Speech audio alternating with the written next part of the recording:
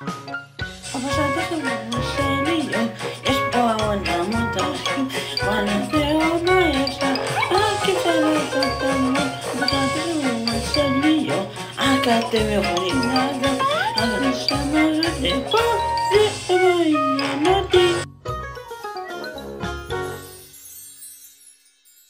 וכאן הסתיימה האבולוציה על... אפשר שתרגיעו את הילד? אני חושב שיהיו פה צרחות פה.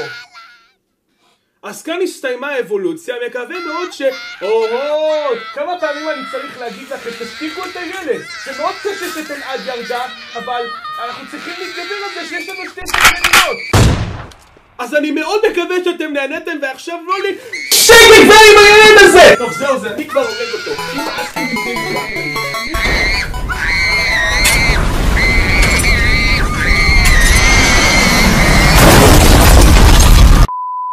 עכשיו יש לנו שקט ואפשר לסיים את האבולוציה. ועכשיו לא לשכוח להירשם לערוץ שלי ולתת מלא לייקים לסרטון.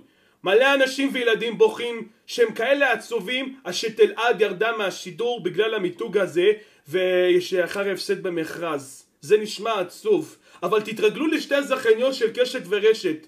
תראו אותם כמו שצריך ותיתנו להם לעבוד ולגדול בשקט. להתראות באבולוציה הבאה, אני אקח להפסקה למשך חודשיים ואני אחזור לפה עם עוד פרקים חדשים.